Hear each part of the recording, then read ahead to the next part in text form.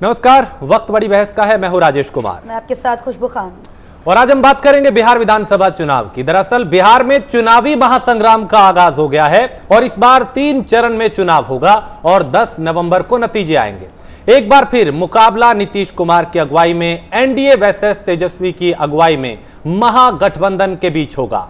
वही कोरोना काल को देखते हुए पोलिंग बूथों पर मतदाताओं की संख्या में भी घटाई गई है। अब एक बूथ पर 1000 मतदाता ही वोटिंग करेंगे और सभी बूथों पर कोविड-19 प्रोटोकॉल का पालन भी किया जाएगा। वोटिंग के समय में भी बदलाव किया गया है, यानी अब जो है ये एक अनोखा तरीके से जो है देखने को मिलेगा। ये चुनाव अब सुबह 7 बजे से शाम 6 बजे तक वोटिंग होगी और पार्टी के प्रचार के लिए ज्यादा लोग जमा नहीं हो सकेंगे। सिर्फ 5 लोग ही घर जाकर प्रचार प्रसार कर सकेंगे। चुनाव आयोग ने क्या क्या बड़े ऐलान किए हैं वो भी हम आपको ग्राफिक्स के जरिए समझाएंगे।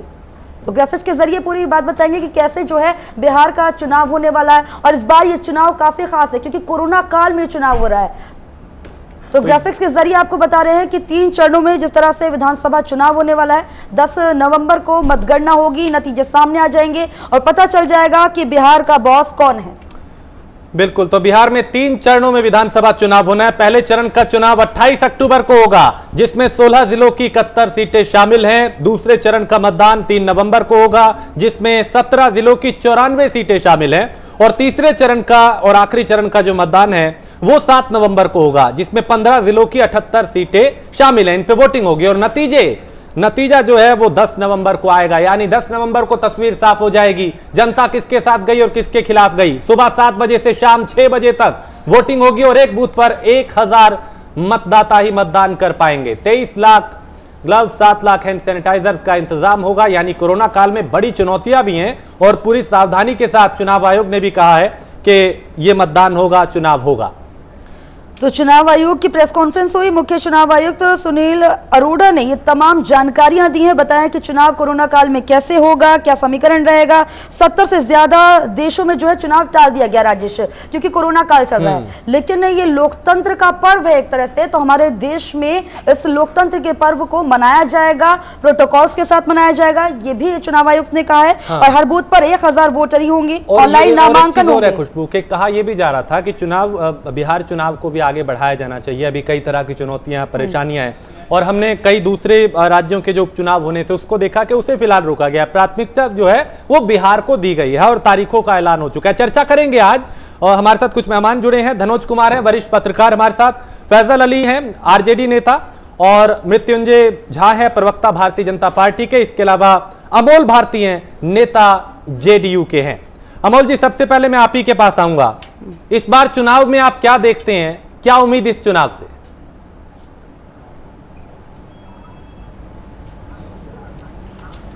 अमोल जी, आप सुन पा रहे हैं? हाँ, सुन पा रहा हूं। अमोल भारती, इस बार चुनाव में क्या आपके लिए चुनौती है और क्या उम्मीदें?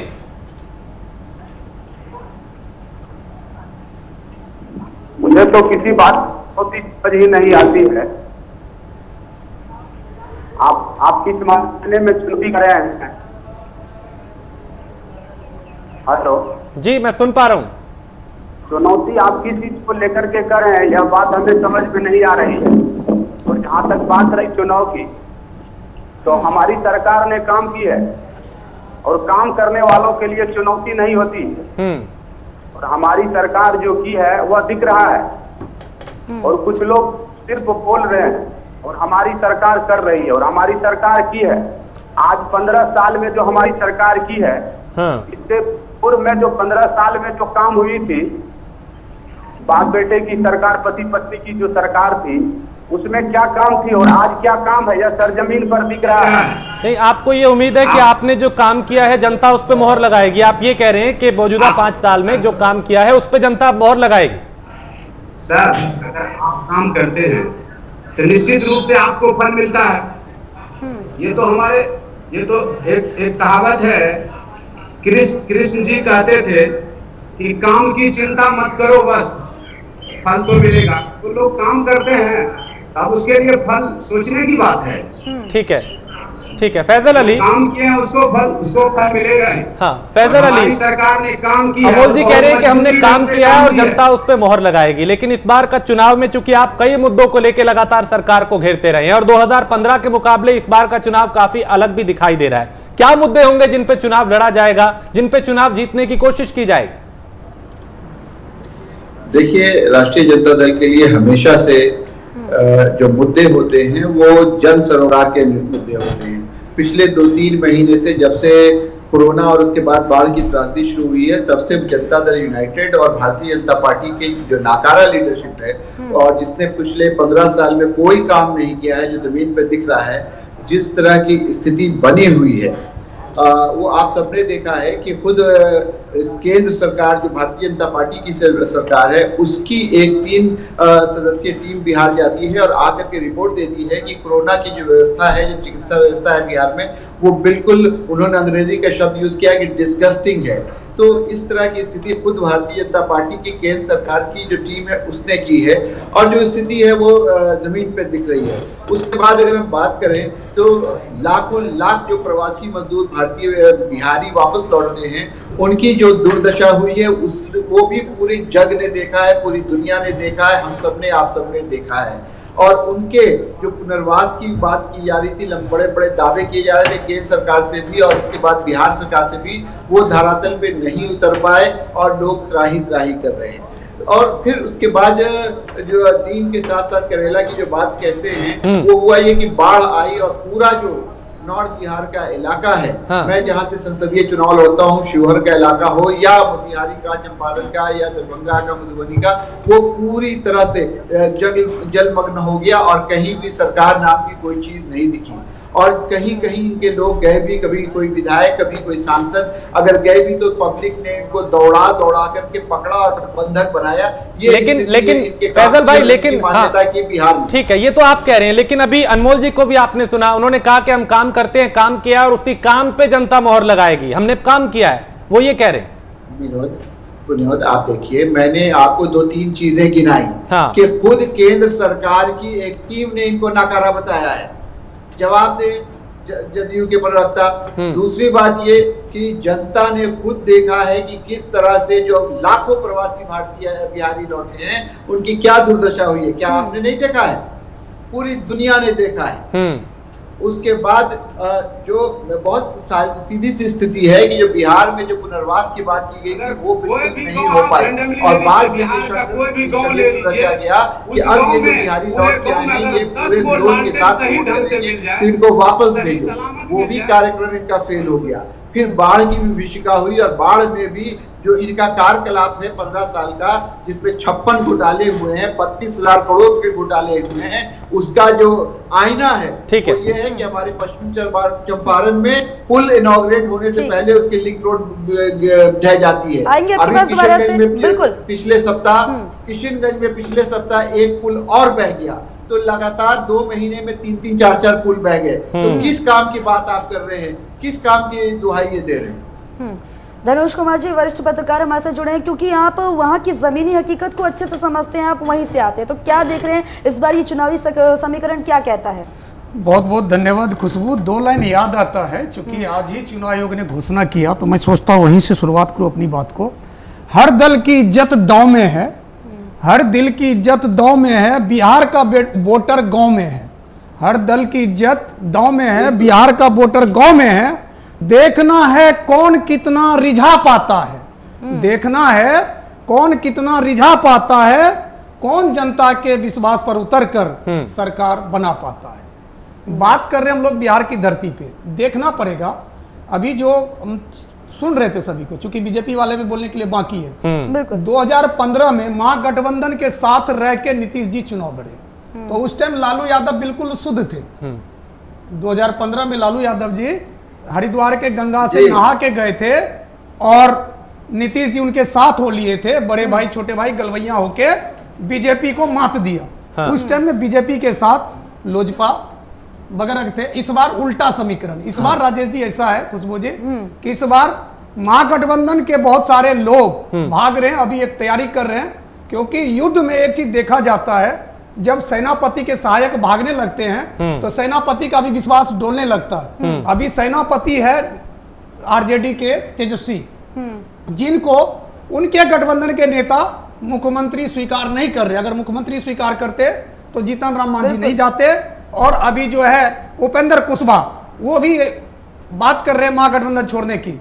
लेकिन मैं एक बात कहना चाहता हूं, बिहार की प्रबुद्ध लोगों का, बिहार की धरती जहां से मैं भी आता हूं, मैं उत्तर बिहार से आता हूं और मैं कई बार इन चीजों को देखा। और मैं भी बिहार में ही था 4-5 दिन से, बहुत लोगों से मिला। आप देखेंगे मेरे पास इतने लोगों का बयान है, वीडियो है। लोगों मैंने देखा कि इस बार की चुनाव जो है कोई नहीं कह सकता है कि मैं जीतूंगा।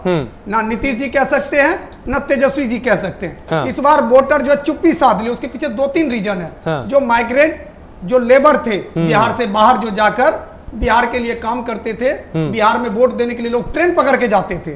आप देखे होंगे दिल्ली के, आनंद विहार के, वहां लोग ट्रेन पर इसलिए जाते थे कि मुझे बिहार में जाके अच्छी सरकार बनानी है। इस बार सब चुप्पी साध ली, क्योंकि कोरोना में सब लोग 1100 किलोमीटर, 1400 किलोमीटर, 1500 किलोमीटर पैदल चल के चले। ये बड़ी बात कही आप। जी, हाँ। वो लोग अभी चुप्पी साध रहे हैं। ना तो वो तेजस्वी के विषय में बोल रहे हैं, हाँ। ना नीतीश कुमार के बोल रहे हैं। हाँ। क्योंकि ये नेता है, नेता का काम ही है बोलना। नेता तो बोलेगा सब मेरा बपौती है, लेकिन पता चलता जब बूथ पर देखा जाता है, क्योंकि नेता लोग घर से बाहर नहीं निकलते। जिस दिन बिल्कुल। चुनाव का जो रिजल्ट आएगा तब निकलेंगे, जब रुझान देख लेगा कि रुझान हो गया तब वो अपने ताल पीटने लगते हैं। ठीक है। लेकिन मैं 1-2 बात और कहना चाहता हूँ। पिछली बार का जो चुनाव था, मैं उस पे आपको बात करना चाहता। जो विधानसभा है, हाँ। जदयू भाजपा को हराया था। हाँ। आपको थोड़ा सा तालमेल समझा देता हूं। उसमें धरौंदा, महाराजगंज, एकमा, मेहनार, मोहरवा, सरायरंज, मटियानी, फूलपारस, लोकहा, निर्मली, सुपौल, रानीगंज, रुपौली, बिहारीगंज, बेनीपुर, जीरादेई, परबत्ता, गोपालपुर, अमरपुर, बेलार, राजगीर, इस्लामपुर, नालंदा,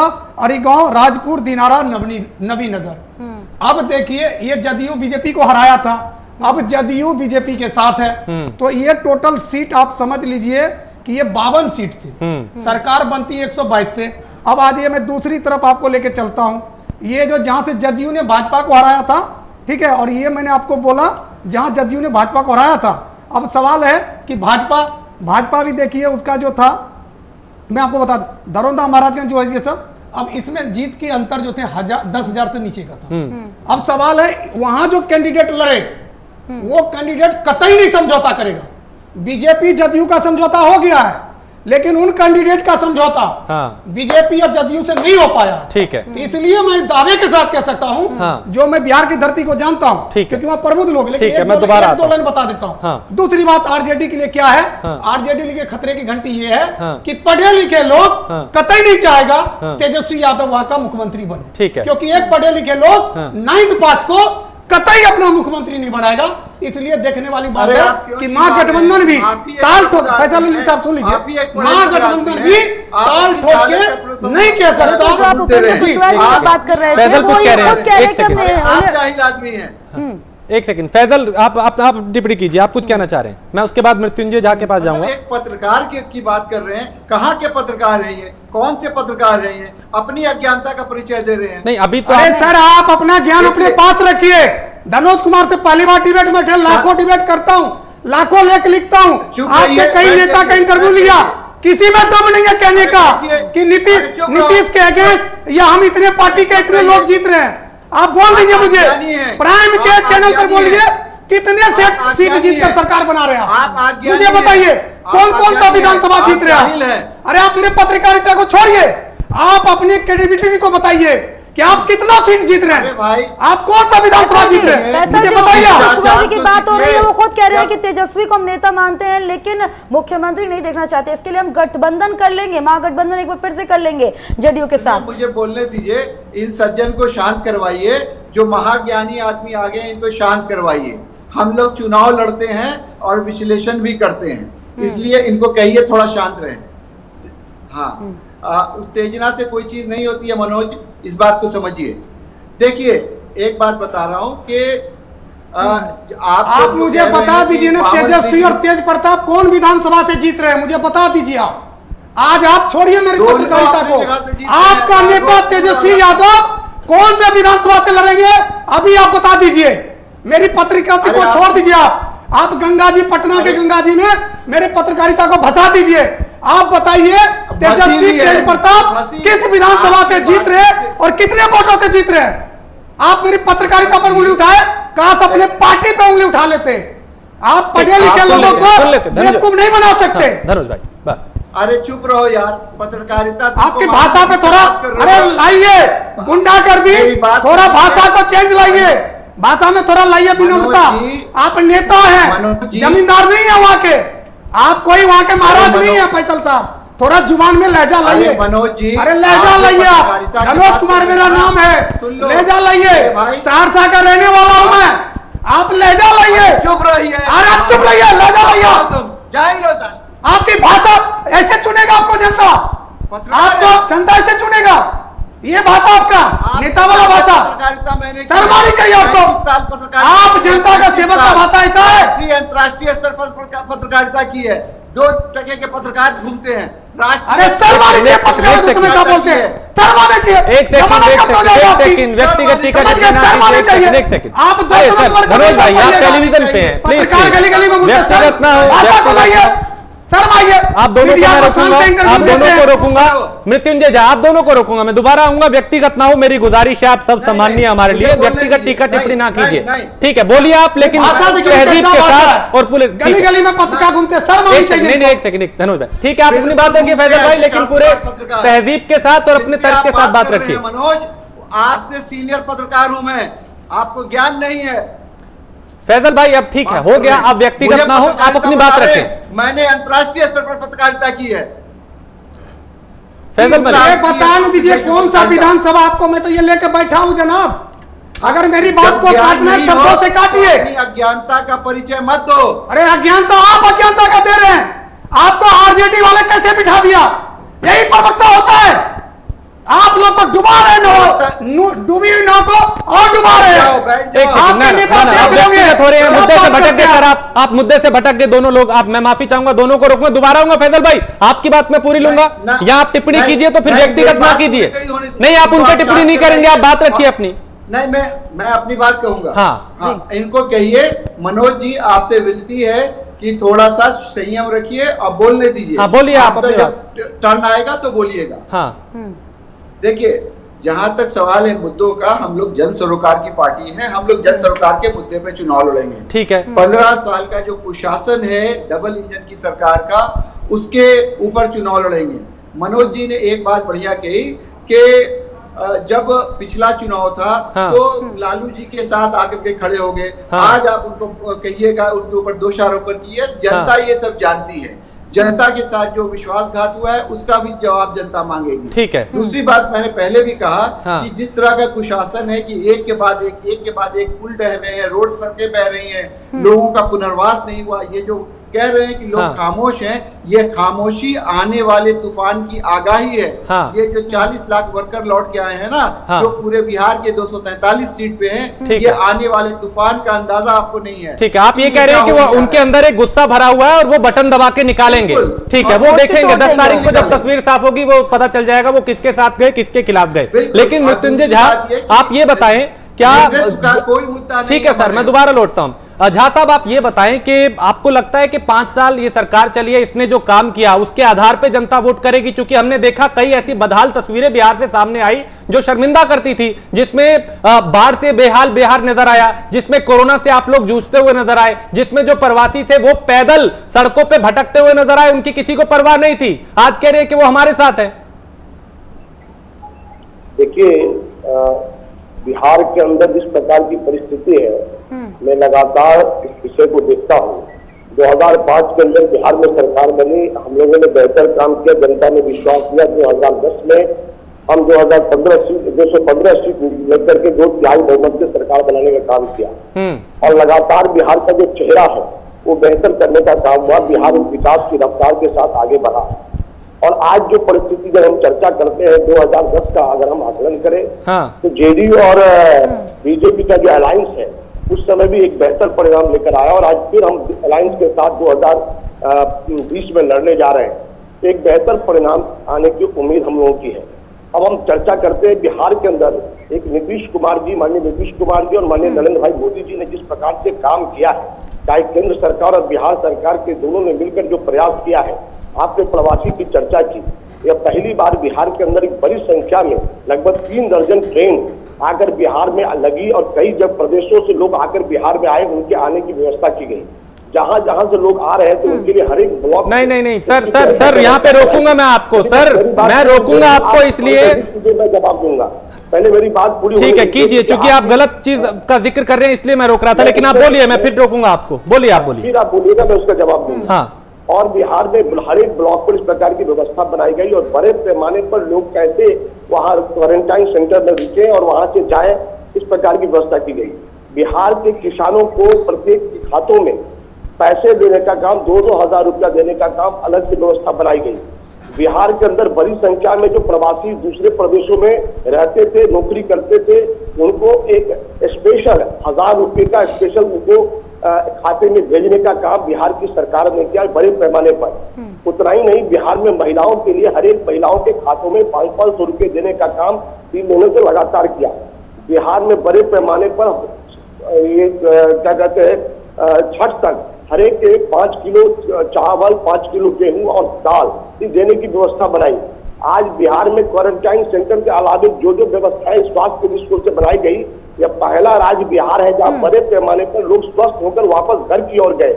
इसका एक रिकॉर्ड है, मैं ऐसे नहीं बोल रहा हूँ। तो इसलिए हम अगर चर्चा करते हैं कि केवल कोरोना के आधार पर नहीं, हमने जो डेवलपमेंट का काम किया, अभी हमारे भाई कह रहे थे, लेकिन मृत्युंजय जी तस्वीरें तो कुछ और ही बयां कर रही थी। जो ट्रेन जो है प्रवासियों को लेकर बिहार पहुंच रही थी, आपने खुद ने देखा होगा कितना 9-9, 10-10 दिन लगे हैं और ट्रेनों पर जो है भूख से तड़पते रहे बच्चे भी। नहीं, हमने उन मजदूरों से भी बात की, बिल्कुल खुशबू, और हमने उन मजदूरों से भी बात की जो यहाँ पे भूख से तड़पते हुए नजर आए थे, जो कह रहे थे कि हमारी कोई व्यवस्था नहीं की, कोई सरकार नहीं सुन रही है हमें, बिहार की सरकार ने लावारिस छोड़ दिया, दूसरी सरकारें साथ नहीं दे रही थी। उनका दर्द हमने देखा भी है सर, और टीवी पे दिखाया भी है, तब किसी को याद नहीं आई थी उन मजदूरों की। आपकी बातें सही है। बिहार में अगर आंकड़ा देखेंगे, मुझे लगता है मीडिया से आप जुड़े हुए हैं तो आपको हमसे ज्यादा आंकड़ा आपके पास होंगे। 56% लोग ऐसे हैं जो बिहार में ऐसे प्रवासी बड़ी संख्या में जो दूसरे प्रदेशों में चले गए, उनके आंकड़े वो आज से नहीं जा रहे हैं। 90 के दशक में बड़ी संख्या में लोगों का जो पलायन हुआ, वो आज भी दूसरे प्रदेशों में रहकर के जीवन बसर करते थे। वो धीरे धीरे बड़ी संख्या में कोरोना के कारण उनको लाने की व्यवस्था बनाई गई। तो उन्हें लाने के लिए जो तमाम व्यवस्थाएं पहले करनी चाहिए थी मृत्युंजय जी, क्योंकि तस्वीरें कुछ और बयां कर रही थी। नहीं बिल्कुल, 20 लाख से ऊपर लोगों को लाने की व्यवस्था बिहार के अंदर की गई, एक बड़ी संख्या। और आज तक ये कैसी व्यवस्था थी? इतनी बड़ी बात नहीं हुई थी। जो बड़ी संख्या में हमने ट्रेनों की व्यवस्था की, बसों की व्यवस्था की, ये आज तक के इतिहास में नहीं हुआ। फैजल साहब, आप कुछ कहना चाह रहे थे उनकी टिप्पणी पे? व्यवस्था बनाई गई। नहीं, देखिए, पूरी बात मैं उनकी नहीं सुन पा रहा हूं जो बोल रहे हैं, लेकिन मुझे इतना लग रहा है कि वो बहुत ही महिमा मंडप कर रहे हैं। मैं इतना बताना चाहूंगा कि कोरोना काल में जो स्थिति बनी है, सांझ को आज क्या भाई, आपने सब लोगों ने देखा है कि किस तरह की स्थिति बनी है। और मैंने आपको बताया कि किस तरह से केंद्र सरकार की टीम ने भी ये बताया है, जो इंडिपेंडेंट ऑर्गेनाइजेशन है उसने बताया है। मैं जहां से चुनाव लड़ता हूँ, शिवहर संसदीय क्षेत्र, वहां पे मैं था अभी, और आप विश्वास कीजिए कि सरकार के दावों के उलट लोगों के पास, किसी के पास मास्क तक नहीं है, किसी के पास सैनिटाइजर छोड़िए हाथ धोने का साबुन नहीं है। तो ये स्थिति है बिहार के गांव की। ये लोग जो स्टूडियो में बैठ के बात करते हैं, हम लोग गांव-गांव घूमते हैं, तो हम लोगों ने जाके देखा है क्या स्थिति है और किस तरह की कुव्यवस्था वहां पे है। प्लस ये कि आप सबने देखा है कि किस तरह से जो क्वारंटाइन सेंटर था, वहाँ खाना नहीं मिला, लोग वहाँ से कूद करके बाउंड्री क्रॉस करके भागे। आपने वो विजुअल भी देखा है कि डॉक्टर जो है खेलने में बैठ के जा रहा है क्वारंटाइन सेंटर, दिल्ली में बैठ के क्या कर रहे हैं? तो ये स्थिति है वहाँ के लोग जब ये उसके बाद बाढ़ की बात करें, बाकी चर्चा करते हैं। पश्चिम चंपारण में मैं आपकी बात पहुंचा देता हूं, मैं आपकी बात पहुंचा देता हूं। फैजल साहब वो ये कह रहे हैं कि जब कोरोना चल रहा था तो आप लोग दिल्ली में बैठ के, यानी तेजस्वी यादव दिल्ली में बैठ के बिहार के हालात का जिक्र कर रहे थे, तब वो यहाँ क्यों नहीं थे? जी, और 2 महीना नहीं, आप सुन लीजिए, आप ये जो सज्जन कह रहे हैं, मैं इनका नाम नहीं जानता, लेकिन वो दिल्ली आए थे, दिल्ली में फंस गए थे, जैसे ही परमिशन मिला वो बिहार चले गए। लेकिन हम लोग सारे लोग बिहार में घूम रहे थे, अपने अपने क्षेत्रों में थे, और इनके लोग जा रहे हैं क्षेत्रों में तो लोग बंधक बना ले रहा है। लोकसभा चुनाव के बाद से तेजस्वी गायब हो गए थे, पोस्टर भी लगे थे कि तेजस्वी कहाँ है, ये भी याद होगा आपको। देखिए, ये मीडिया में होता है, ये मीडिया में होता है। जब आदमी नहीं मिलता है तो मीडिया कुछ ठीक है, चलाती ठीक है। अनमोल, मीडिया के स्तर पर बात होती है ठीक है। तो मैं उसकी मीडिया अनमोल भारती, अनमोल भारती, आप मुझे अगर सुन पा रहे हैं तो आप ये बताएं कि आपको लगता है ये जो हालात अभी बने थे पिछले दिनों में, चाहे वो मजदूरों के हों, चाहे वो बाढ़ को लेकर हो, चाहे वो कोरोना के लेकर हो, जो असलियत देश ने देखी, बिहार ने देखी, वहां के लोगों ने देखी, उसके बाद भी जनता आपके साथ जाएगी, आप पे भरोसा करेगी? क्योंकि जो तस्वीरें थी प्रशासन के निकम्मेपन की वो हम सबके सामने थी। सर, कोरोना काल पूरे एक बिहार के लिए नहीं था, पूरे विश्व के लिए कोरोना काल, पूरे दुनिया में कोरोना काल थी और सब लोग समझ रहे हैं कि कोरोना काल में क्या करें। जो हमारे सरकार को हो पाई, सरकार हमारी मदद की है कोरोना काल में। और जहां तक आप बाढ़ की बात करते हैं तो बाढ़ एक आपदा है, ये सब प्राकृतिक आपदा है। यही बात है अमोल जी, ये देखा जाए जब इसमें बिहार में आपदा तो चमकी है। बुखार आता है तब ये कह दिया जाता है ये तो हर साल आता है। कितनी माओ की गोदें उजड़ जाती है, समझते हैं? ये कह देना बहुत आसान होता है कि ये तो आपदा है, ये तो बुखार है, हर साल आता है। अभी हमारे भाई साहब बता रहे हैं, सोच लीजिए कितने असंवेदनशील लोग, कितने लोगों में मरोवत नाम की चीज है, असंवेदनशील है, संवेदनशीलता की निशानी है। ये बिहार के हालत हो गई है। चलिए, आप ये कह रहे हैं कि आपदा है तो आपदा से निपटने के लिए कोई इंतजाम तो करने चाहिए। हर साल आती है तो हर साल कुछ इंतजाम होने चाहिए ताकि लोगों को जद्दोजहद ना करनी पड़े, परेशानियों का सामना ना करना पड़े। लेकिन हालात जस के तस रह जाते हैं। हर बार अगर बाढ़ आती है तो हालात वही रहते हैं, बेघर हो जाते हैं, लोगों का सारा सामान खत्म हो जाता है, जिंदगी और मौत के बीच में जूझने लगते हैं। जी अमोल जी, चीज हमारी सरकार ने की है, ठीक है। ऐसा नहीं है कि सरकार बाढ़ के लिए कुछ नहीं की है, सरकार की है। बाढ़ के लिए भी लोगों को जहां तक सहायता हुआ है, सहायता राशि भी दी चलिए, गई वो है। जनता बताएगी। जो आप कह रहे हो उस पे कितना दम है, वो जब तस्वीर आएगी ना 10 नवंबर को, जब नतीजे आएंगे तब साफ होगी। धनुज, आप ये बताएं कि जमीनी हालात क्या हैं? ये तो पक्ष और विपक्ष हैं जो एक दूसरे को घेरेंगे, लेकिन बिहार के जमीनी हालात क्या हैं? किस तरीके का समीकरण बनेगा? क्योंकि पिछली बार लालू यादव और नीतीश कुमार एक साथ थे, अब अलग अलग हो गए। भरोसा जनता कैसे करेगी, किस पे करेगी? क्योंकि आज अगर साथ कोई चुनाव लड़ रहा है, कल फिर अपनी महत्वाकांक्षा के लिए अलग हो गए, तब क्या करेंगे? अभी यही हुआ, तो अब क्या नजीर जो है तस्वीर सामने आ रही?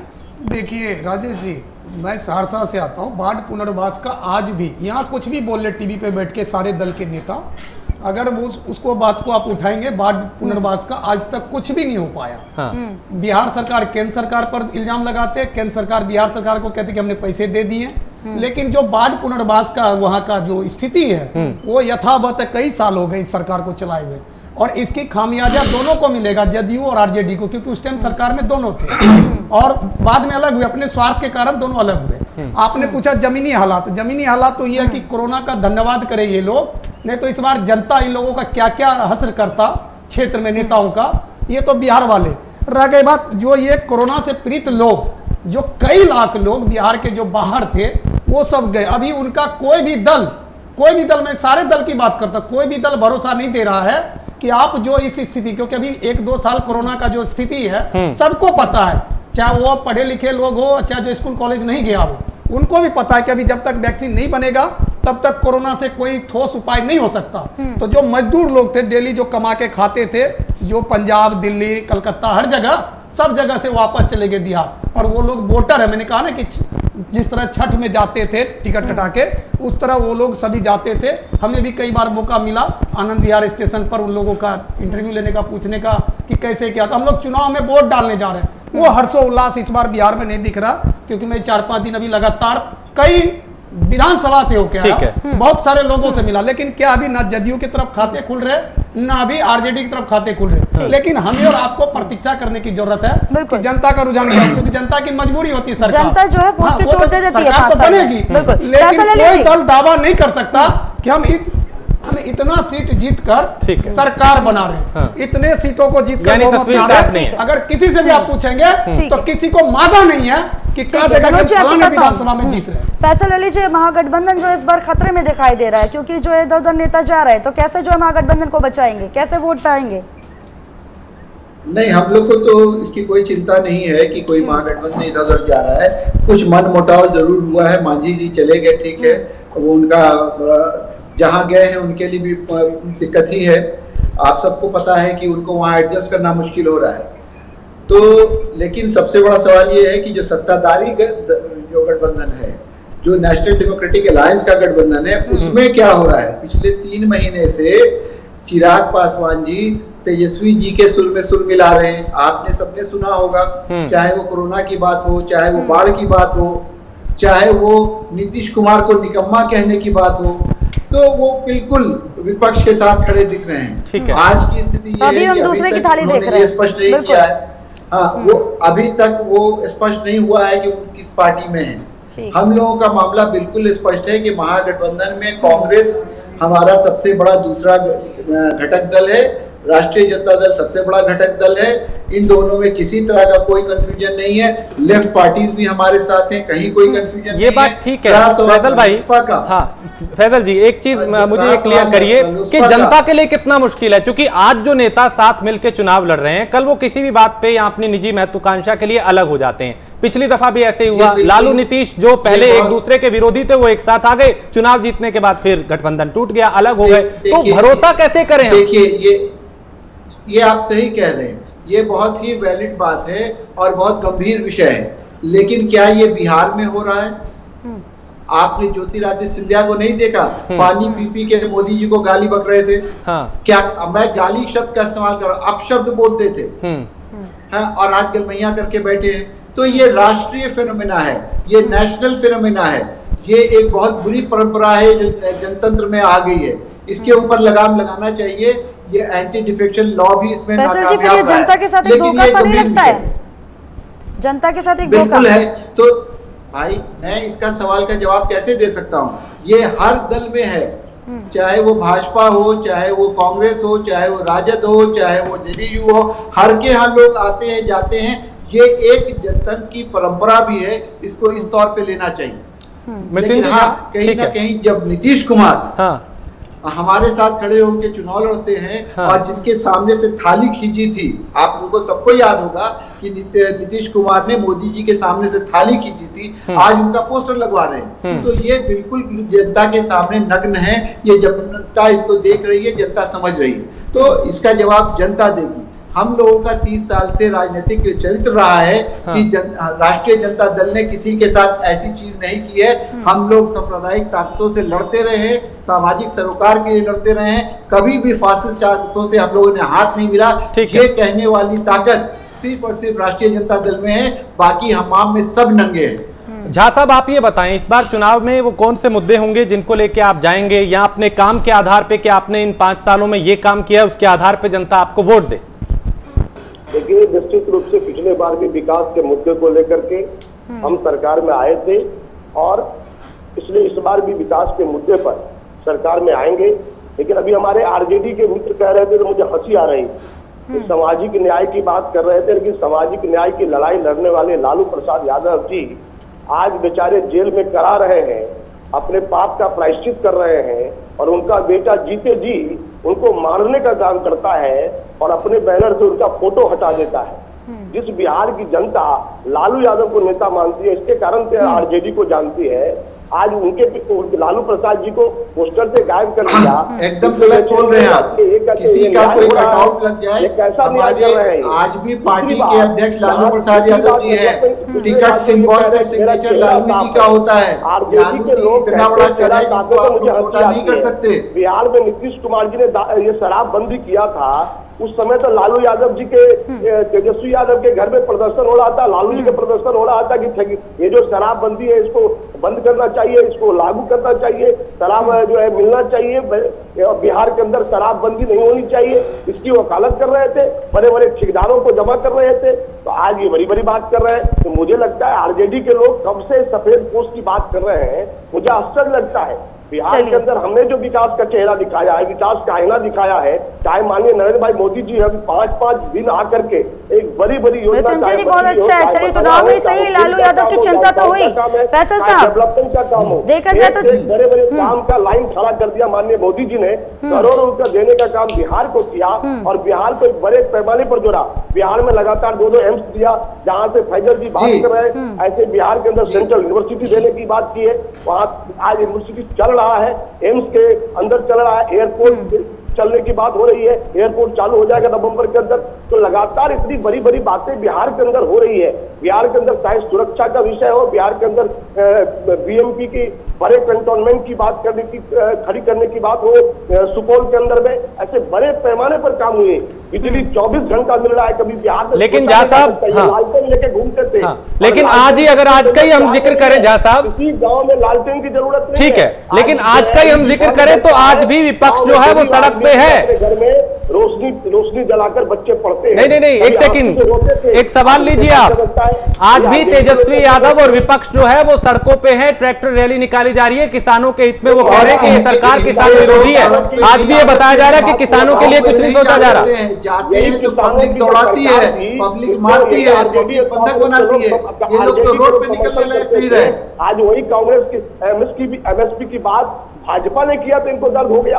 आज इस बात की चर्चा किसानों के हित की बात अगर भाजपा सरकार, एनडीए सरकार ने की तो इनको दर्द हो रहा है। कल यही कांग्रेस भारत गांव में रहता है, याद रखिएगा, भारत गांव में रहता है। जिन किसानों के हितों की बात कर रहे हैं उनमें से 31 संगठन, देश के अलग अलग राज्यों में से 31 संगठन जो है, बिहार के भी किसान आज सड़कों पर आए हैं। ये उद्यमियों की सरकार है। संजय जी, ये लोग एजेंडा बना रहे हैं, पॉलिटिकल एजेंडा बना रहे हैं कि आप किसानों के अगर एमएसपी के रेट में एमएसपी जो इससे बड़ा पॉलिटिकल एजेंडा क्या होगा? पर सरकार किसानों के किसानों साथ से अनाज अन्याय, खरीद इससे रही बड़ा है, क्या होगा? सर्वाधिक रेट में खरीद रही है, उससे किसान जब वहां बेचने को तैयार होंगे तो फिर किस प्रकार की दर्द की बात हो रही है? यही एमएसपी की बात तो बीजेपी ने की है।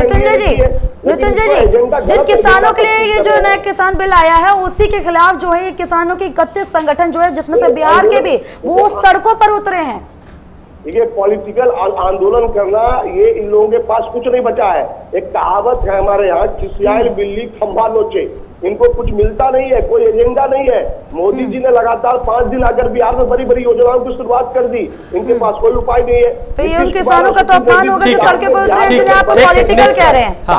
आज बिहार में कोई ऐसा ठीक है सर, सोच लीजिए कि इनकी सोच देखिए, कितने सामंतवादी हैं, कितने फासिस्ट हैं, किसानों को पॉलिटिकल कह रहे हैं, किसानों के साथ अन्याय हो रहा है, ये पॉलिटिकल कह रहे हैं। थे हेमा मालिनी का गाल बना लेंगे, लेकिन आज तक बना नहीं पाए। लेकिन नीतीश मोदी जी की सरकार बिहार के अंदर सड़कों का बड़ा जाल बिछाने का काम किया। आज ये देखने को मिलता है। धनुष, बिहार का जो चेहरा था वो देखकर बताएं। ठीक है सर, धनुष, आलम ये है कि किसानों के मुद्दे पे सरकार ये कहती है कि विपक्ष गुमराह कर रहा है, विपक्ष ये कहता है कि सरकार जो है वो किसान विरोधी है। तस्वीर हमारे सामने, किसान भी सड़कों पे है, उनकी नाराजगी भी सामने है। कुछ मुद्दे ऐसे हैं जिसपे सरकार कह रही है कि साथ जनता हमारे साथ जाएगी, विपक्ष कह रहे हैं कि ये एकदम नकारा रहा इनका काम जो था, ना तो बाढ़ पे इनका कोई काबू रहा, ना कोरोना पे, और ना ही जो मजदूरों ने पलायन किया उसको लेकर रहा। तो आपको लगता है कि ये जो मुद्दे हैं, चाहे बाढ़ से हालात बेकाबू हुए हों, कोरोना इस बार एक नई चुनौती थी, नया संकट था, उसमें भी कई जगह ऐसी तस्वीरें आई जिसमें संभलती हुई हालात नजर नहीं आए।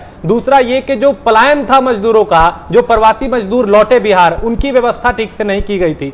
ये गुस्सा कहीं ना कहीं निकलेगा चुनाव। देखिए राजेश जी, इससे बिहार के इलेक्शन पर कोई असर नहीं पड़ेगा, क्योंकि बिहार में किसान जो छोटे छोटे किसान है उसका एमएसपी उतना खतरे में नहीं है। हाँ। लेकिन कोरोना काल में जितने लोग गए हैं वो खतरा है।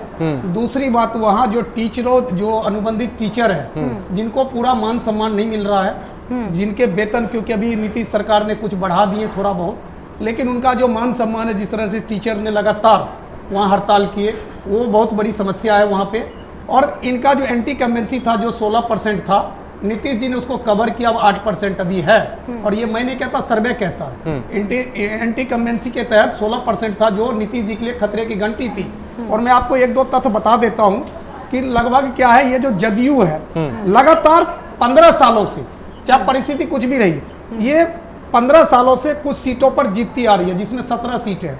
मैं आपको बता दूं, लोकहा, त्रिवेणीगंज, जोकीहाट, सिंहेश्वर, महाराजगंज, वैशाली, गोपालपुर, सुल्तानपुर, नाथनगर, बेलहर, जमालपुर, अस्थावा, इस्लामपुर, नालंदा, हरनौत, राजपुर, टिकारी। ये आपको देखना पड़ेगा, परिस्थिति कुछ भी हो, विषम परिस्थिति हो या सुगम परिस्थिति हो, 15 साल से लगातार जदयू जीत रहा है। विपक्ष को अभी वहां पर वार करना था, क्योंकि वहां जो 15 साल में विकास होने चाहिए थे, जो विधानसभा का मैंने नाम लिया, और वाकई में अभी फैसल साहब सुन रहे हैं तो उस पर वो ध्यान दे सकते, अपने नेता को कह सकते हैं कि आप उधर जाके टहलिए, उधर जाके लोगों से मिलिए, और जरूरत अच्छे कैंडिडेट को देने की। धनोज जी, इन्हीं से जवाब ले लेते हैं कि ये जो 17 सीट गिना दिए हैं धनोज जी ने, ये तो इस पर जो है आप किस तरह से समीकरण बैठाएंगे, क्योंकि ये तो जो है 15 साल से जेडीयू के हक में रही हैं और विकास नहीं हुआ। विकास में दावे के साथ करो, जो विकास होनी चाहिए प्रॉपर विकास मतलब देखिए पेपर मिल नहीं चालू हुआ। एक मिनट फैसल साहब, पेपर मिल चालू नहीं हुआ जिसका वादा किया था लाखों करोड़ों लोग के बीच में, वहां कम से कम 10,000 लोगों को रोजगार मिलता। उसके बाद बरौनी का जो पावर थर्मल जिसको चालू किया गया, लेकिन बाहर वाले लोगों को ही ज्यादा भरा गया, स्थानीय लोगों को कोई वैल्यू नहीं दिया गया। अगर वहां विपक्ष थोड़ा सा कंट्रोल कर ले, थोड़ा सा अगर कर ले, मतलब मैं कहना चाहता हूं तो एंटी केमिस्ट्री जो है ये इसको कंट्रोल करने के जो पीछे लगे हुए नीतीश जी, वहां खतरे की घंटी बज सकती है। लेकिन कुछ नेताओं का एनर्गल बयान है, जैसे बिहार के लोगों के लिए इंसाफ के लिए लड़ना जाता है तो वहां पर कुछ बयान ऐसे दे देते हैं कि वो एक जात जो है पूरा भड़क जाता है, क्योंकि बिहार में 2 तरह के होते हैं। देखिए, एक अपर कास्ट है, एक नीचे का, जिसको महादलित में डाल दिया गया। और यहाँ बैठे हुए पैनल तमाम जानते हैं बिहार में कि आज जो ज्यादा से ज्यादा अमीर और ज्यादा से ज्यादा गरीब है, बीच वाले का तो मैं बात ही नहीं करना चाहता। वोट सबसे ज्यादा गरीब देते जो महादलित में, जिनको नीतीश जी ने आरक्षण तो दे दिया लेकिन आरक्षण का लाभ नहीं दिया। मृत्युंजय जी भी इस बात को जानते हैं, अमोल भारती भी जानते हैं, भारतीय समाज से आते हैं, उनको भली बात ही पता है कि आरक्षण तो दे दिया कागजों में, लेकिन आरक्षण का लाभ नहीं मिल रहा। से पूछिए फैसल साहब पूरा बता दिया, फैसल साहब पूरा बता दिया कैसे समीकरण बैठा है, कैसे 17 सीटों पर जो है आप फतह पा सकते हैं। पटना बिहार में मनोज जी ने तो आपके लिए सारी जो है समस्याओं का हल ही कर दिया। कह रहा हूँ, देखिए पत्रकार का जो काम है निष्पक्ष मैं करता हूँ। मेरा कोई रिश्तेदार नहीं है भाई साहब, मेरा बिहार के लोग रिश्तेदार है। बिहार के लोग का भला होगा तो मेरी पत्रकारिता का जो है ना रिजल्ट आएगा। मैं कहना चाहता हूँ यहाँ तीनों दल के लोग बैठे हुए हैं, जो मैं तो सबूत के साथ बैठा हूँ। अगर किसी में दम हो चैलेंज करे, सारी सड़कों ठीक है। फैसल भाई कुछ कहना चाह रहे हैं, सिर्फ रोड बन जाने से, राजेश जी, रोड बन जाने से, बिजली घर में आ जाने से विकास के नजरिए से नहीं देख सकते, लेकिन रोजगार जो है आज भी बिहार वाले को नहीं मिल रहा। ठीक है फैसल भाई, अभी कुछ बातों पर देखिए मैं बीच में बोलूंगा तो मनोज जी नाराज हो जाएंगे। नहीं बिल्कुल नाराज नहीं हो रहे, अब आप ही को कह रहे हैं, आप बताइए। अच्छा ठीक है, देखिए मनोज जी ने भी बहुत कुछ वैलिड सवाल उठाए हैं। मैं आपको एक बात बताऊं, आज से 10 साल पहले हम लोगों ने स्वयं मोतीपुर शुगर मिल को खोलने के लिए प्रस्ताव दिया था। ठीक है, ये सरकारी कागजात में दर्ज है। 10 साल पहले नीतीश जी के शासनकाल में ही दिया था और करीब 150 करोड़ का हम लोगों का सामान भी, इक्विपमेंट भी फंस गया उस चक्कर में, और आज तक उस पर फैसला नहीं हुआ। तो ये सरकार इस तरह से काम करती है। जब हमारे मित्रों ने जो लोग भी सब लोग थे इसमें इन्वॉल्व, उन लोगों ने मिलने का प्रयास किया तो हमेशा कभी आपकी आवाज नहीं पहुंच पा रही फैसल साहब। बर्बाद हो गया तो लोग छोड़ के भागे। हम जहाँ से मोतिहारी की बात करें, मोतिहारी शुगर मिल के बारे में पिछले चुनाव में 15 के चुनाव में मोदी जी कह के आए थे कि अगली बार चाय यहीं की चीनी से पियेंगे। आज 6 साल के बाद भी वो चीनी मिल बंद पड़ी है। तो सरकार से ये सारे सवाल होंगे। आपको याद होगा दरभंगा में एम्स की बात 2015 में भी खुल गया था, एम्स दरभंगा में, फिर 2019 में भी खुल रहा है। आज भी 5 साल के बाद भी वहाँ कुछ नहीं हुआ, लोग उसका जवाब भी मांगेंगे। नहीं, हम ये कह रहे हैं कि क्या विपक्ष ने जनता के मूड को भांप लिया है कि बिहार की जो जनता है उसका मूड क्या है, उसके मुद्दे क्या हैं, उसकी जरूरतें क्या हैं? क्या विपक्ष इसे भांप पा रहा है?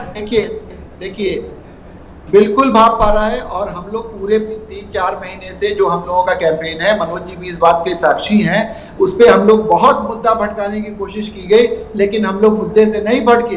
कभी ये मुद्दा, कभी वो मुद्दा, कभी दीपिका पादुकोण, कभी सुशांत सिंह का ही मुद्दा हम लोगों ने उठाया, उसके बाद समाप्त हो गया। उसके बाद हम लोग जन सरोकार के मुद्दे पे आ गए कि रोजी रोटी का क्या होगा, बेरोजगारी का क्या होगा, विकास का क्या होगा, उद्यम और उद्योग धंधे लगाने का क्या होगा। हम बहुत संजीदगी से फैसल साहब ये कह रहे हैं कि जो सुशांत का मुद्दा था ये सब चुनावी स्टंट है। नहीं, इसको चुनावी स्टंट बनाया बीजेपी और जेडीयू ने। ये बिहार की अस्मिता से जुड़ा हुआ मुद्दा था, इसको इन लोगों ने चुनावी मुद्दा बना दिया। लेकिन चुनावी मुद्दा, देखिए बिहार के लोग बहुत समझदार है पॉलिटिकली। बिहार ने हमेशा नेतृत्व किया है, चाहे 77 की बात हो या चाहे आजादी के पीरियड की बात हो। आप भारत के इतिहास का अध्ययन करें, बिहार के इतिहास का अध्ययन करें, तो बिहार ने हमेशा राह दिखाई है, इस बार भी राह दिखाएगा। और बिहार के लोग ऐसे मुद्दों पे वोट नहीं देने वाले हैं। आर्थिक, सामाजिक और जो भी मुद्दे हैं उसी पर वोट होगा। और उन मुद्दों पे जो भारतीय जनता पार्टी जेडीयू की सरकार है पूरी तरह से विफल हुई है। अमोल तो जी आप इस सुन बात रहे को आप हैं समझिए। जी, आपके पास आऊंगी फैसल साहब। जी। अमोल जी सुन रहे हैं आप? जी। जिस तरह से फैसल साहब कह रहे हैं कि ये जो सुशांत का मुद्दा है इसे सिर्फ चुनावी स्टंट जेडीयू ने बनाया, लेकिन इससे चुनाव नहीं जीता जाएगा। नहीं, इसको पॉलिटिकल मुद्दा अमोल बनाने जी। का प्रयास किया। ठीक है। अमोल आप सुन पा रहे हैं क्या? जी सुन पा रहा हूँ। अमोल, एक सवाल यहाँ पे ये उठ रहा है और विपक्ष इस बात का जिक्र भी कर रहा है, और हमने भी देखा कि सुशांत सिंह राजपूत का जो मामला है वो खूब सुर्खियों में रहा, सियासत में भी रहा, और अब कहा यह जा रहा है कि आपने उसका पॉलिटिकल जो है फायदा उठाने की कोशिश की है, चुनावी मुद्दा बनाया उसे। बीजेपी ने स्टिकर जारी किया है, बीजेपी ने स्टिकर जारी किया है। का जो हुआ, इसको हमारी सरकार इसको चुनावी मुद्दा नहीं बनाने जा रही है, क्योंकि सुशांत सिंह राजपूत को इंसाफ मिले, उसके परिवार को इंसाफ मिले, इसके लिए हमारी सरकार बात कर रही है। हमारी सरकार चुनावी मुद्दा बनाने के लिए अब किसी मरे हुए लोगों पर हमारी सरकार मुद्दा नहीं उठाया था ये नहीं हो सकता। हमारी सरकार ऐसा नहीं कर सकती है। जब तेजस्वी जी ने प्रेस कॉन्फ्रेंस किया, उसके बाद हम लोगों को लगा कि अब क्या होगा। ये संविधान को बचाने के लिए कविता रैली निकालते हैं, संविधान को इसलिए बचाने के लिए रैली निकालते हैं कि इनके पिताजी जेल से बाहर चले हैं, क्योंकि संविधान में ये गड़बड़ी हो गया है कि जो गलत करता है उसे जेल नहीं, पहले हम लोग उसे बाहर रखा जाए, उसे बिहार का मुख्यमंत्री बनाया जाए, इसीलिए वो संविधान बचाते हैं। और जहां तक इससे पहले आपने कहा था कि बिहार में लोगों देखिए क्या चाहते हैं वो राजनीतिक समझ लिया है विपक्ष के लोग। पत्रकार बंधुओं, आप लोगों से वो बात जो है विपक्षी कि हमारे जो आप लोग विपक्षी हैं मुद्दों पे बात उसका कीजिए। सीधा बिहार टारगेट है कि का हमारा आर्थिक परिवार सामाजिक मुद्दों पे होगा, बिहार का की बदहाली पे सियासत होगा, संभाले, बिहार में बेरोजगारी पे होगा, बिहार वो की समझते हैं कानून व्यवस्था पे होगा, फायदा कैसे होगा, वो उसके बारे में विचार करते हैं। माहौल है उसके विरोध में वोट होगा, इस पे बात कीजिए। बिहार की जनता के बारे में सोचते तो 15 साल पति पत्नी की सरकार रही है, उसमें भी बिहार के जनता के बारे में सोचते। आज चारा घोटाले में जेल है, इस पे इनके पास बोलने के लालू लिए जी नहीं है। रोज बलात्कार हो रहा है, वह रोज चारा घोटाला हत्याएं हो रही हैं, गरीब लोगों का नहीं था क्या? कानून व्यवस्था की धज्जियां हो ठीक रही है, हैं। आप लोगों के पास आऊंगी। धनुष जी, चारा घोटाला धनुष जी, लेकर ये आप आरोप प्रत्यारोप सुन रहे हैं क्योंकि सत्ता पक्ष और विपक्ष पर ये लगता रहेगा। खैर, ये देखा जाए सुशांत की बात कर रहे थे, विपक्ष कह रहा है कि इसे चुनावी स्टंट जेडीयू ने और बीजेपी ने बनाया, इसे जानबूझकर बनाया। देखिए, यहाँ एक बात मैं बहुत ही बेबाकी से कहना चाहूँगा। सुशांत सिंह राजपूत समाज से आते हैं, बिहार में 5 पॉइंट के आसपास उसका वोट है। इस चीज से देखिए नुकसान और फायदा क्या होगा एक अलग बात है। जहां एक कुनवा इंसाफ के लिए लड़ रहा है वहां आप अनर्गल बयान देंगे तो थोड़ा तो नुकसान होगा ही, क्योंकि वो जात प्रबुद्ध जात में बिहार में आते हैं। यहाँ बैठे हुए फैसल साहब इस बात को जानते हैं क्योंकि वो एक वर्ग है, क्योंकि अभी इन्होंने एक नेता भी खोया उस वर्ग के, तो आप अच्छी तरह जानते हैं कि कुछ खाली है, लेकिन बचना चाहिए बयान देने से। राजपूत समाज वाकई स्टैंड आप कह सकते हैं कि सुशांत सिंह राजपूत को लेकर न्याय जो भी स्टंट किया हो जदयू और बीजेपी, उसको फायदा मिलेगा। वहां के जो राजपूत समाज का वोट है तो उसका वो सबसे पहले बोलने दीजिए सुशांत सर। सिंह राजपूत का मुद्दा तेजस्वी यादव ने उठाया। वो सर अच्छी बात है, मैं तो कहता हूँ सुनिए, अच्छी बात है। बिहार का लड़का मरा है तो लोगों को पता चलना चाहिए कि कौन मरा, कौन क्या कारण है। सुनिए एक मिनट, लेकिन आपकी बात से सहमत हूं। जी बहुत बहुत शुक्रिया आपका फैजल साहब। तो राजेश जी और खुशबू मैं आपको बता रहा कह रहा हूँ कि इसको हाँ बोलने दीजिए, ज्यादा टाइम नहीं है, लास्ट टाइम है। कह रहा हूँ कि जो समाज है उस समाज से जुड़े हुए, क्योंकि वहां क्या है जमींदार ज्यादा करके उनकी जमीन जो है ना राजपूत समाज की किसी भी जिला में, तो वहां जो छोटे जात है जिनको मैंने कहा ना महादलित में डाल दिया, लेकिन आरक्षण दिया, रोजगार नहीं दिया। आरक्षण का मतलब है उसके तहत उसको रोजगार मिलता तो वो वाकई जदयू का वोट होता, लेकिन आरक्षण दिया है, थोड़ा सा आशा है, उम्मीद है, लेकिन वही रोजगार दे देता तो वो लोग जो खेतों में काम करते हैं, जो पढ़े लिखे 12वीं पार्ट 1 पार्ट 2 के बच्चे जो भटक रहे हैं अपने बायोडाटा लेके, ऐसे लोग आरक्षण का लाभ उठाते तो फायदा होता, तो वो वोटर जो कहीं ना कहीं उनका जो मिश्रित होगा। हाँ। लेकिन आपने जो सुशांत की बात उठाए हाँ। तो उसको लेके, क्योंकि जो राजपूत से अटैच है, जैसे मान लीजिए आप जिस ऑर्गेनाइजेशन से काम कर रहे हैं तो उनके बॉस का तो बात आप जरूर कुछ % रखेंगे, तो वही है वहां पर। चुनाव बिहार में क्या होता है, देखिए सभी हमाम में नंगे हैं, कोई यह नहीं कह सकता अगर ऐसा होता तो दल बदल नहीं करती, किसी का वजूद जो है ना वजूद नहीं है। सभी पार्टी को बैसाखी की जरूरत है, एक दूसरे बैसाखी से। महागठबंधन में चिंता क्या है कि जो चेहरा है मुख्यमंत्री का उसमें 2-3 कमियां हैं, वो मैं बता देता हूं। और नीतीश जी में क्या है, वो भी विश्वसनीय नहीं है उनका, वो कब दल बदल ले, बिल्कुल। ये बात की भी चिंता है बिहार के लोगों को कि कब बीजेपी से नाता तोड़ ले। बस क्या है, लालू यादव जी की बात अलग थी क्योंकि वो पढ़े लिखे एलएलबी थे और यादव समाज में बहुत ज्यादा पढ़े लिखे लोग थे। तेजस्वी के साथ यही कमी है कि वो पढ़ नहीं पाए, फर्राटेदार अंग्रेजी बोलते हैं, लेकिन बिहार में फर्राटेदार अंग्रेजी नहीं चाहिए। बिहार में वही का हाल बा, ठीक बा, खाइब जाहिब, ये वाले लोग चाहिए। अगर वही अब्दुल बारी सिद्दीकी अभी होते मुख्यमंत्री के उम्मीदवार तो मैं यहाँ भी कहता कि बहुत प्रॉफिट मिलता, क्योंकि फिर से माई समीकरण जिंदा हो जाता जो 15% का वोट था। लेकिन यहाँ बहुत करना पड़ेगा तेजस्वी के उनके ही दल में, क्योंकि जीतन राम मांझी इसीलिए चले गए क्योंकि वो पूर्व मुख्यमंत्री थे, 2 सेकंड लूंगा, और इसीलिए उनको नेता नहीं मान रहे थे। वही अगर राबड़ी देवी को कह देते क्योंकि उनको एक्सपीरियंस भी था, ठीक है, एक महिला है, उन्होंने चलाया, चाहे जैसे भी सहारे से चला, लेकिन चलाया। मेन सर खत्म कर दूं, मेन मुद्दा है मुख्यमंत्री चेहरा। महागठबंधन के लिए यही जो है, ठीक है, यानी वरदान ही श्राप है। हाँ। लेकिन देखने वाली बात यह 10 नवंबर को कि बिहार की जनता किसके साथ जाएगी, किसको टिप्पणी कर रहे हैं, ये देखने वाली बात। जी बोलिए फैजल। देखिए, जो बात ये कह रहे हैं, जीतन राम मांझी मुख्यमंत्री थे और उन्होंने नेतृत्व नहीं स्वीकार किया और चले गए, और उपेंद्र कुशवाहा भी नहीं मान रहे थे। ये लोग, इनको ये याद दिलाना चाहता हूँ कि 2019 के चुनाव में इन्हीं के नेतृत्व में, इन्हीं के हेलीकॉप्टर में घूम करके वो चुनाव प्रचार करते थे। तो जनता ये याद रखती है कि उस वक्त आपने नेतृत्व स्वीकार किया था और अब आप कह रहे हैं कि नहीं उनको हम नहीं मानेंगे नेता।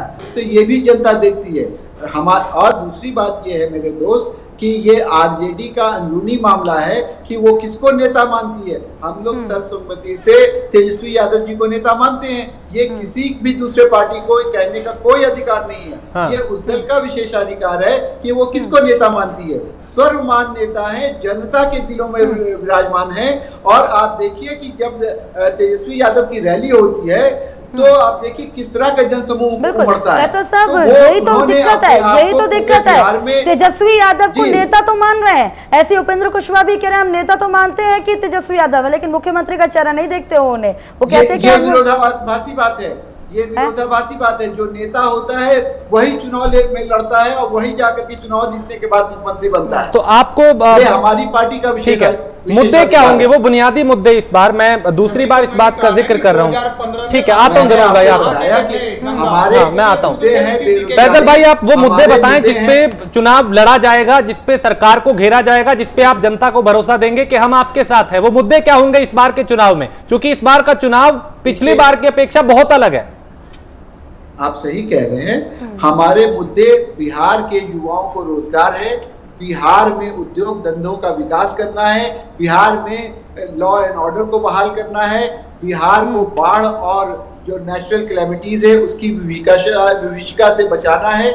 बिहार को क्या जो मनोबल गिर रहा है, ये 15 साल की इनकम्बेंसी है नीतीश कुमार की और लोग ढो रहे हैं नीतीश कुमार को, वो भी तब जब उन्होंने हम लोगों के पीठ पे छुरा भोंका है। तो ऐसे नीतीश कुमार को जनता भगा रही है। हमारा पूरा मुद्दा सिर्फ और सिर्फ सामाजिक न्याय और आर्थिक न्याय का है। सामाजिक न्याय की डगर पे हम लोग लेके गए थे और अब आर्थिक न्याय का जो रथ है वो तेजस्वी जी लेके बढ़े हैं। आपकी कभी अब जेडीयू के भी जो है मुद्दे जान लेते हैं। अमूल जी, क्या आपके मुद्दे रहेंगे? आरजेडी ने तो बता दिया कि उनके क्या मुद्दे रहने वाले हैं। आप किस बिहाफ पर जो है चुनाव लड़ेंगे, आपके क्या मुद्दे रहेंगे? हमारी यही मुद्दा रहेगी। हमारी सरकार ने काम की है जो सरजमीन पर दिख रहा है, बिहार की जनता जान रही है यह 15 साल में क्या काम हुई है, वह दिख रहा है। और जो दिख रहा है वही मुद्दा है। हम लोग बोल के गिनती नहीं करवाते हैं, हम लोग जो दिखता है उस पर हम लोग भरोसा करते, वही हम लोगों का मुद्दा है। बिहार की जनता दिख रही है। चलिए, वो नतीजे बताएंगे जब 10 नवंबर को मतगणना होगी, नतीजे आएंगे, तब तस्वीर साफ होगी कि बिहार की जनता किसके साथ गई, किसके खिलाफ गई। अभी हर दल अपनी अपनी जीत के दावे कर रहा है। बहरहाल देखना होगा और इंतजार करना होगा कि चुनाव के बाद जब नतीजे आएंगे तब जनता किसके साथ गई और किसे नकार दिया। कौन बनेगा बिहार का बॉस, ये देखने वाली बात होगी, क्योंकि इस बार जो चुनाव है वो पहले के चुनावों से अलग है, कोरोना काल में हो रहे हैं। लोग जो है काफी परेशान है। बिल्कुल। तो ऐसे में कौन से मुद्दे जो है सत्ता पक्ष और विपक्ष जनता के सामने जाकर अब रखेगी, किस बिहार पर वोट मांगेगी, ये देखना होगा। और हमने कई इस चर्चा में सवाल किए, कईयों के जवाब मिले, कभी ये भी कई जवाब ऐसे हैं जो अभी आने वाले वक्त में मिलेंगे। बहुत शुक्रिया आपका धनोज कुमार, फैजल अली, मृत्युंजय झा और अमोल भारती, आप सभी का बहुत शुक्रिया। आप चर्चा में शामिल हुए और अपनी बात रखी। यहाँ एक ब्रेक के लिए रुकेंगे, ब्रेक के उस पार कुछ और खबरें।